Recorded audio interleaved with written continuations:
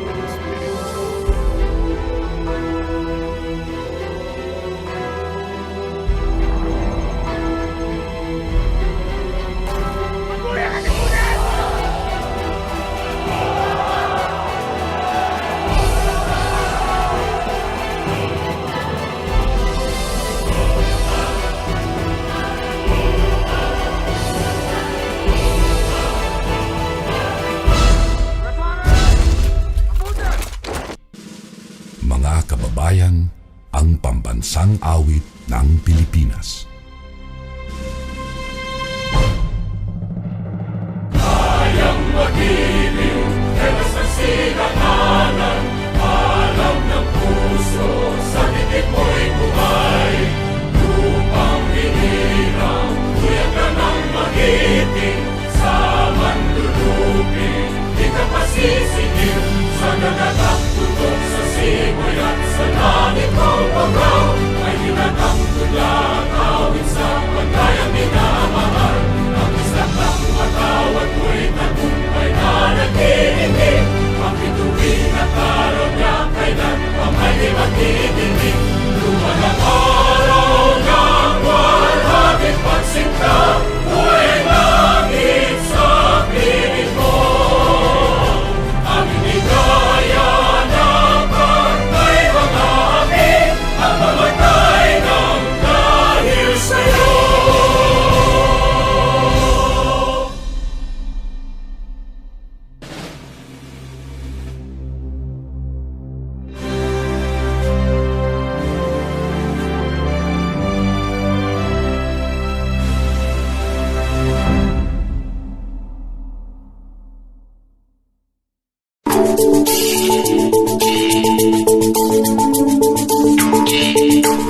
Isang maganda at mapagpalang araw po sa ating lahat.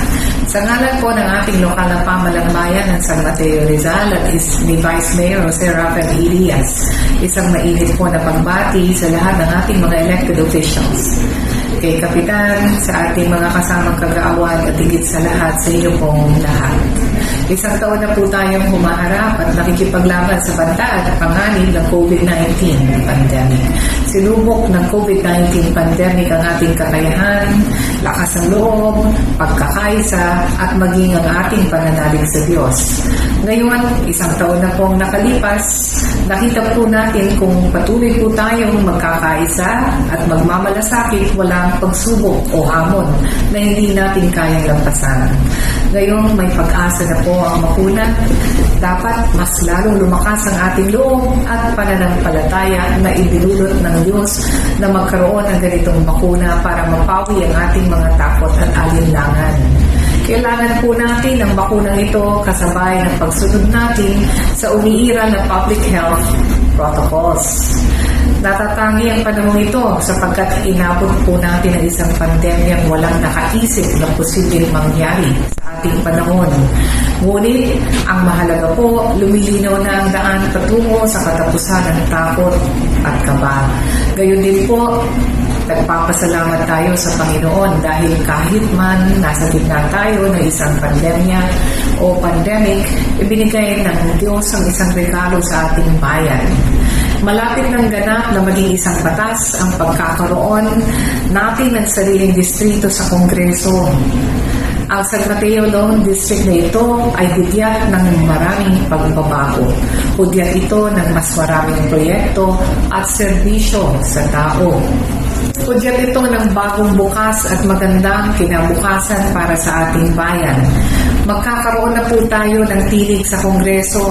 Makakagawa na tayo ng mga batas sa tayo mismo at ating mga kababayan ang makikinabang. Dahil alam natin kung ano ang para sa atin. Ang bagong distrito ng San Mateo ay para sa San Mateo.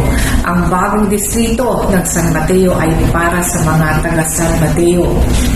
Sa mahabang panahong hinintay natin, sa mahabang panahong ipinagkait sa atin, dapat natin itong yakapin at talagang sa atin.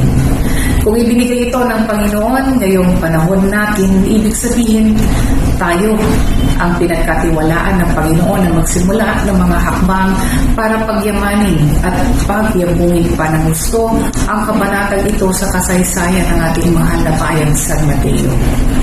San Mateo para sa mga taga San Mateo. San Mateo para sa ating mamamayan mismo. Lalo pa po nating palakasin ang isa't isa, lalo pa po nating pasiglahin ang ating bayanihan at pagkakaisa. Mararamdaman natin ang tunay na pagpapala ng Diyos sa ating bayan kung tayo'y mismong nagiging pagpapala sa isa't isa. Hangat po namin ni Vice Mayor Paeng Diaz na ang bayang mahal nating lahat ay higit na makilala sa buong bansa dahil tayo isang bayang pinagpala, isang bayang nagkakaisa sa puso at diwa. Magandang araw po at pagpalain tayong lahat ng ating Panginoon. San Mateo, bayan ko, mahal ko. San Mateo, bayan ko, ipaglalaban ko.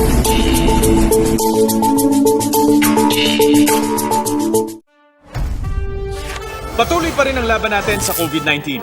And together, we can beat the solution. B. Bawal walang mask. I. Isanitize sa mga kamay. Iwas hawak sa mga bagay. D. Dumistansya ng 1 metro. A. Alamin ang totoong impormasyon tungkol sa COVID-19. Protektahan natin ang sarili at mga mahal sa buhay. BIDA, be the solution sa COVID-19.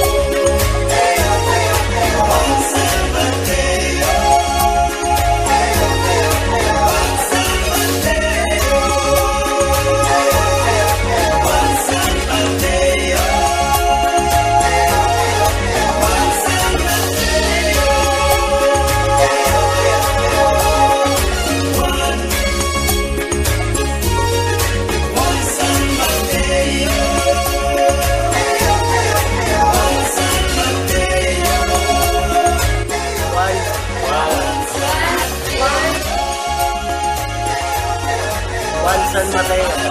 San Mateo. San Mateo.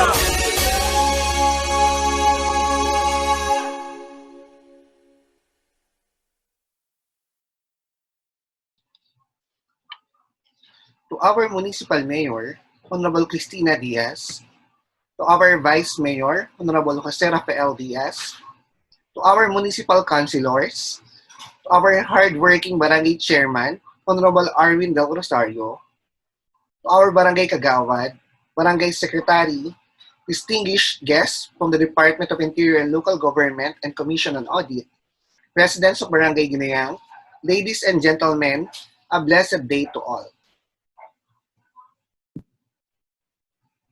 It is my honor to present to you the financial matters of our barangay for the fiscal year 2021. But before I go to 2021, let me first present to you two notable financial accomplishments of our barangay for the fiscal year 2020. First, our barangay was able to provide hazard pay to more than 70 personnel of barangay who serve as frontliners last March to April 2020 as provided by the Joint Circular Number 1 of the Civil Service Commission, Commission on Audit, and the Department of Budget Management. Second, our barangay is the first from the few barangays in San Mateo which was able to release the Service Recognition Incentive or SRI to the qualified officials of the barangay. In comparing the 2020 and 2021 annual budget, compared last year, our share in the Internal Revenue Allotment or IRA had increased by 6.69% or 592,793 pesos. So from 8,274,481, we have now 8,867,274 for this year. Because of this, the annual budget of the barangay had increased from 9,954,481 to 10,547,274, but still depending on the actual collections from the real property tax, community tax certificate, and other service revenues. Now, let me present to you the budget allocation for the fiscal year 2021. We have the following sources of funds from receipts programs. First, shares in the real property tax, we have 950,000 pesos. Second, shares for the Internal Revenue Allotment or IRA, we have 8,867,274. Third, we have shares from the Community Tax Certificate is 30,000 pesos. Fourth, our shares for the clearance and certification fees is 500,000. And last is the shares for permit fees, franchising and licensing fees, and registration fees is 200,000, a total of 10,547,274.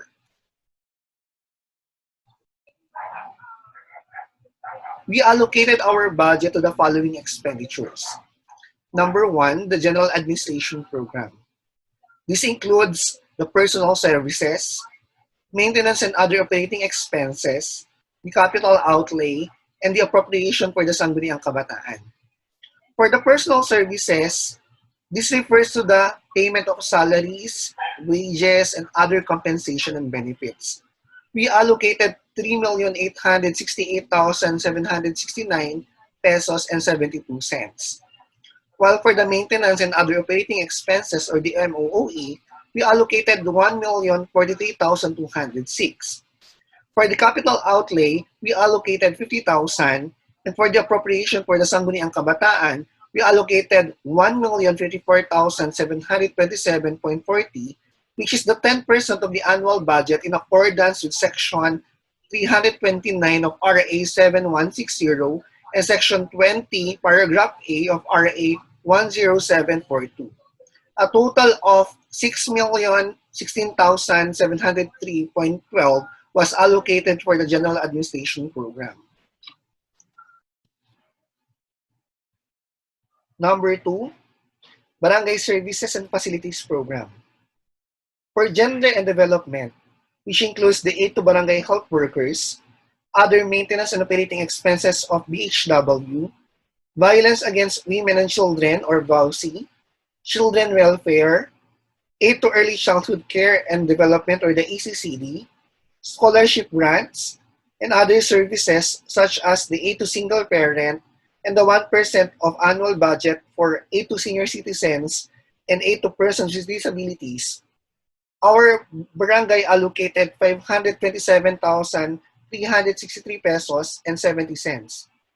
This is the 5% of the agency budget as per the Joint Circular Number 1, Series of 2012 of the Philippine Commission for Women, National Economic and Development Authority, and Department of Budget Management. For health and nutrition services, which includes the medicine expenses and aid to rabies vaccine, our barangay allocated 210,000. For Local Council for Protection of Children, or the LCPC, which includes the Children and Women Welfare Program and Feeding and Nutrition Program, our barangay allocated 88,672,000 pesos and 74 cents. This is the 1% of the IRA share as per Section 15 of RA 9344. While for peace and order, which includes the allowances of tanod and other supplies and expenses of tanod, as well as the Barangay Anti-Drug Abuse Council or the BADA, our barangay allocated 785,800 pesos. For the katarungang pambarangay, which includes the allowances of the lupong tagapamayapa and other maintenance and operating expenses of the lupong tagapamayapa, our barangay allocated 512,000 pesos. For public assistance services, which includes the financial assistance, our barangay allocated 60,000 pesos.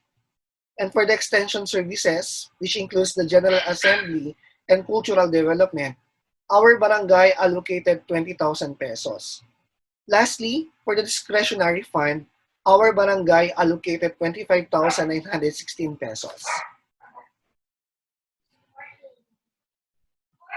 Number 3, the Barangay Development Fund or the BDF, which is the 20% of the annual budget as mandated under Section 287 of RA 7160.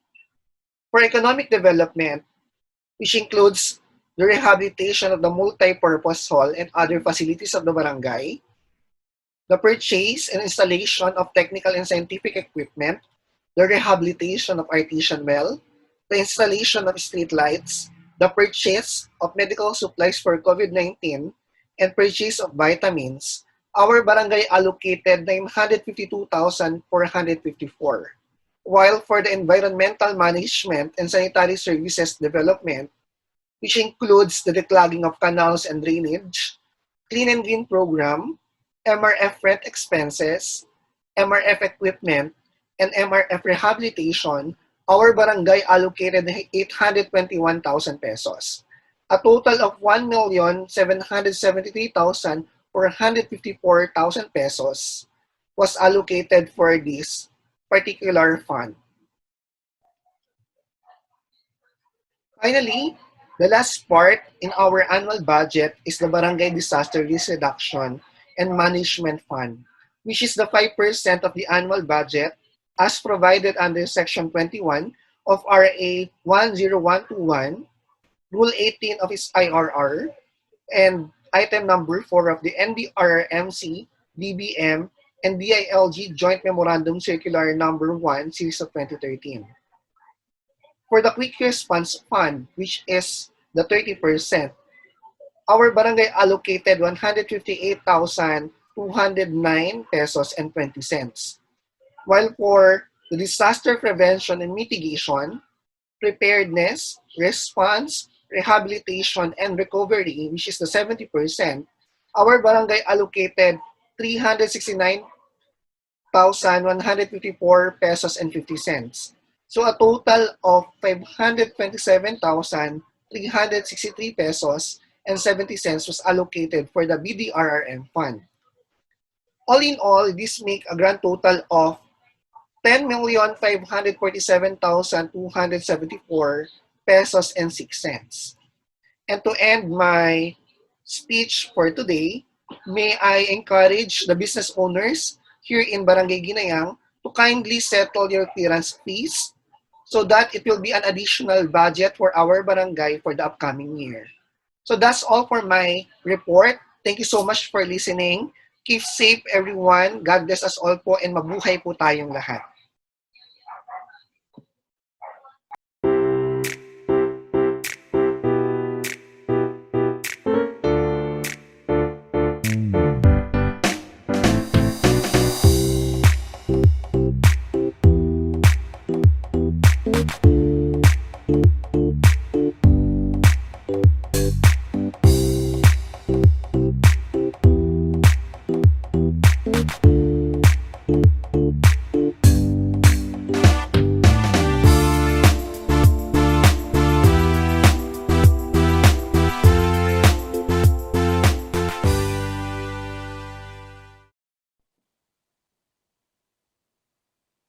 Isang mapagpalang araw po sa ating lahat.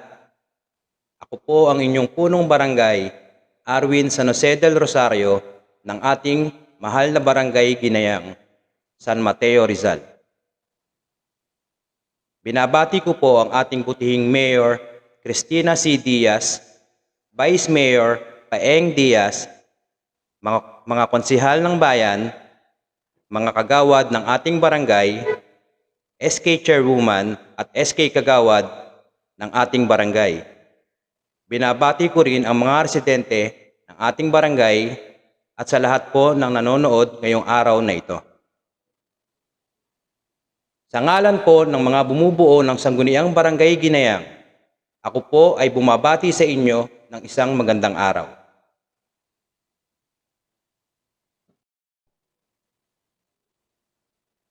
Bagamat tayo ay may kinakaharap na pandemya sa panahong ito, tayo ay nananatiling matatag para sa ating mga kabarangay.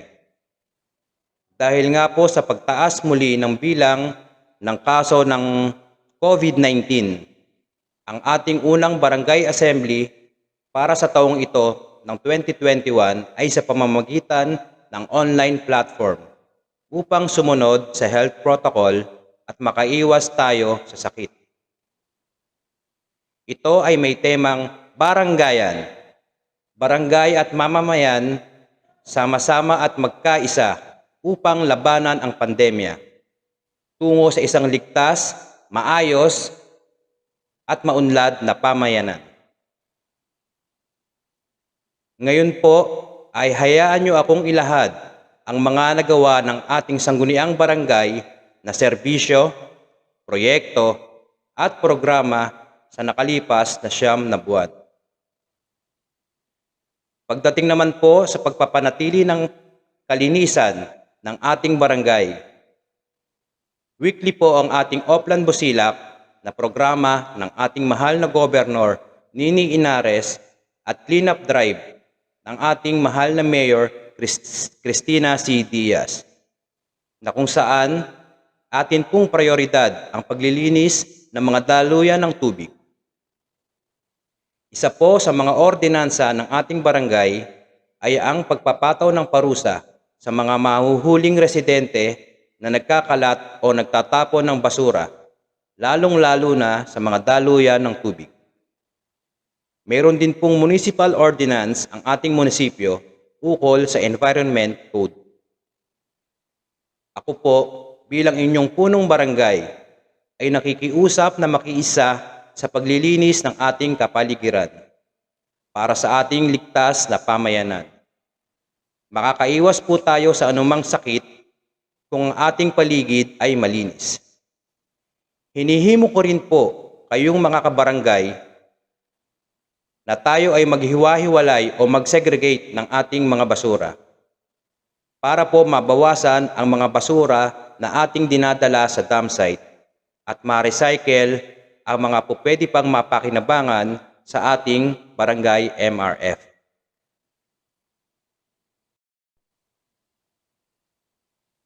Sa larangan naman po ng edukasyon, ang atin pong buong suporta sa proyekto ng ating butihing Mayor Cristina Diaz at Vice Mayor Paeng Diaz sa ipinagagawang San Mateo Municipal College sa ating barangay, na ang layunin ay mas lalong maging edukado ang mga mamamayan ng ating barangay at mamamayan ng buong San Mateo. Humingi rin po tayo ng tulong sa ating mahal na Governor Nini Inares upang makapagpatayo sa ating barangay ng karagdagang gusali para naman sa ating mga ECCD o daycare students. Magkakaroon po tayo ng 2 palapag na gusali para sa ating 2 daycare class sa ating barangay. Ito po ay ang daycare A na pinamumunuan ni Teacher Ana at daycare B na pinamumunuan naman ni Teacher Lucy. Patuloy rin po ang pakikibahagi at pagsuporta ng ating barangay sa mga programa ng Guinayang National High School na pinamumunuan naman ni Ma'am Ana Jean Sindak. Tulad po nung nakaraang buwan, nagkaroon ng Parents Orientation para sa programang BRB4 o Blue Rizal, Baranggayyan para sa bawat bata bumabasa, na ang pangunahing layunin ay magabayan at maibalik ang interes ng mga kabataan sa pagbabasa, katulong ang barangay at mga magulang.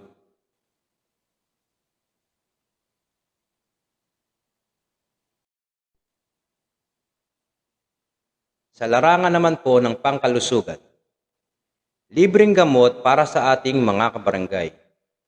Patuloy pa rin po ang pamamahagi ng ating barangay ng mga libreng gamot mula po sa ating botika ng barangay. Mayroon po tayong mga gamot tulad ng maintenance sa high blood, diabetes, vitamin C at iba pang mga bitamina. Gamot sa lagnat, ubo, sipon at iba pang mga gamot sa iba't ibang uri ng sakit.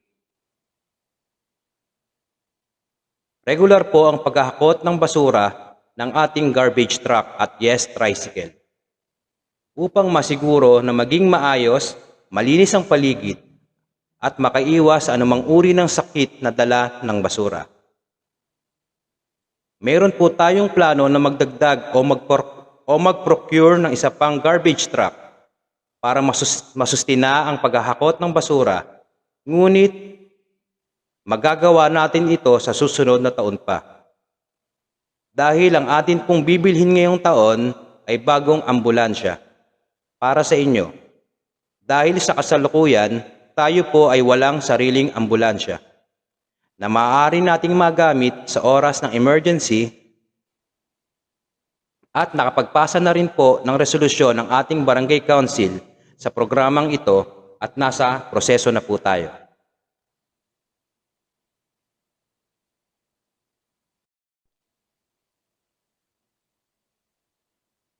Sa larangan naman po ng peace and order sa ating barangay.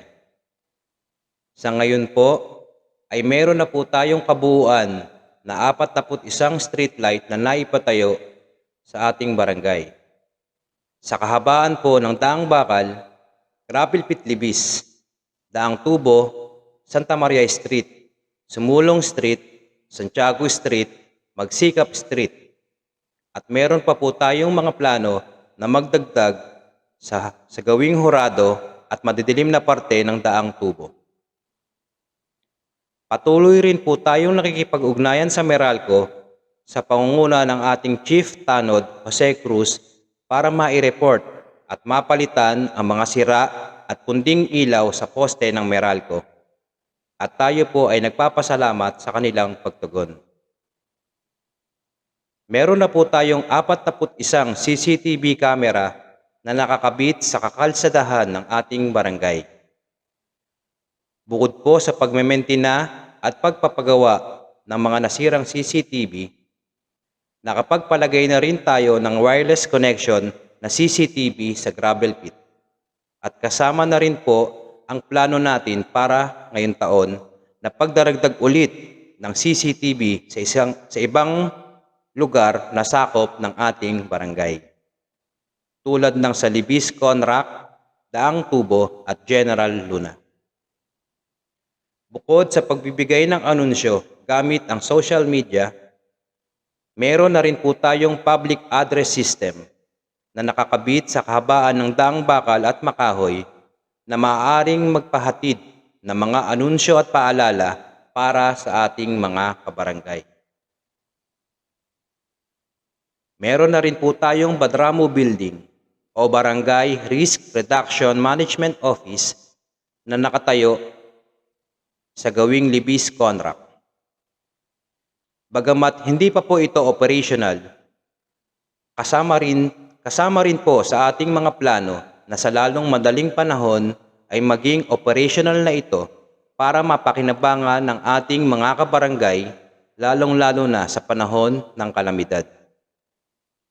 Tayo po ay nagpapasalamat sa taong nagpagawa at nagpahiram ng nasabing gusali. Regular din pong nagroronda ang ating mga katanuran, lalong-lalo na sa madaling araw, para mabantayan ang seguridad ng bawat isa sa atin. Ngayong taong ito, meron ng 6 na personalidad ang naaresto at nahuli dito sa ating barangay dahil sa ipinagbabawal na gamot. Kung kaya, patuloy pa rin tayong nagbibigay ng paalala na talikuran at iwasan ang ipinagbabawal na gamot dahil bukod sa kalaban ito ng gobyerno, ay sisirain pa nito ang inyong buhay. Muli ang aking paalala bago mahuli ang lahat. Para naman po sa kaligtasan nating lahat, patuloy po nating sundin ang mga health protocols tulad ng pagsusuot ng face mask, face shield at physical distancing. Bawal po lumabas ang mga 18 years old pababa at 65 years old pataas.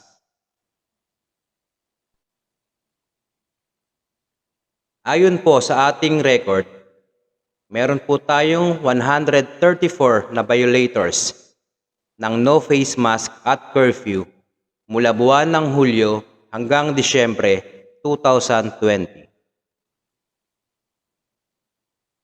Ako rin po ay nagpapasalamat sa inyo sa inyong pakikiisa sa ipinatutupad nating road clearing.